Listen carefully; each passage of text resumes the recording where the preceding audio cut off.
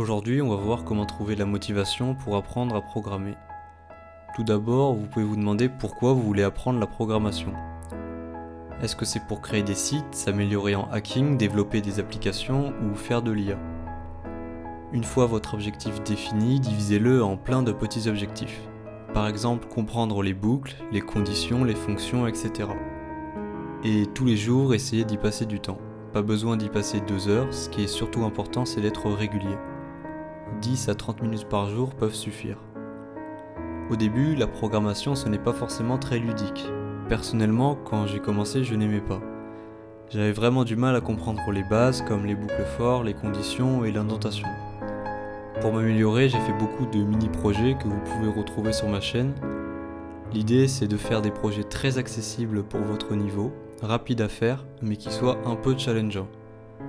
Le problème de vouloir faire dès le début un projet très ambitieux, c'est qu'il y a de grandes chances que vous ne le finissiez jamais et qu'il soit mal optimisé. Je dirais qu'après une centaine d'heures, j'ai commencé à vraiment prendre plaisir à coder. Donc mon prochain conseil, c'est que si vous passez un certain temps à apprendre la programmation, que vous maîtrisez les bases mais que vous ne trouvez toujours pas de motivation pour continuer, c'est tout simplement d'arrêter. La programmation n'est pas faite pour tout le monde. La discipline c'est bien, mais elle a ses limites. Si vous n'aimez vraiment pas, ça va être compliqué de vous forcer à long terme. Donc maintenant, je vais vous dire les techniques de motivation que vous pouvez utiliser. La première chose que vous pouvez faire, c'est de parler de vos objectifs à votre entourage. Ça vous mettra une certaine pression si leur jugement compte pour vous, bien sûr. Pour être cohérent avec ce que vous leur avez dit, vous avez plus de chances de vous mettre à coder. La deuxième chose, c'est voyez petit. N'ayez pas de grands objectifs. Ça sert à rien, en tout cas au début. Soyez content de vous pour des trucs insignifiants. Par exemple, le code compile et n'a pas d'erreur.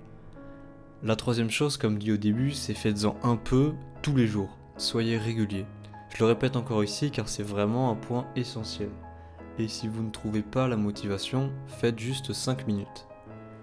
Et la dernière technique qui n'est pas forcément facile à appliquer, c'est de vous trouver un mentor. Ça peut être un de vos profs qui vous apprend à coder ou une personne à qui vous parlez sur internet. L'idée c'est que, en plus de vous motiver, cette personne-là pourra vous aiguiller sur des projets adaptés à votre niveau et vous conseiller sur l'ordre d'apprentissage de certaines notions. Apprendre en autodidacte c'est bien, mais ça a ses limites. Si vous êtes vraiment passionné, faites des études d'informatique. Si vous êtes autodidacte et qu'en plus vous faites des études, vous allez avoir un très bon niveau. Les deux ne sont pas à dissocier. Une fois que vous serez bon, seule votre imagination sera votre limite.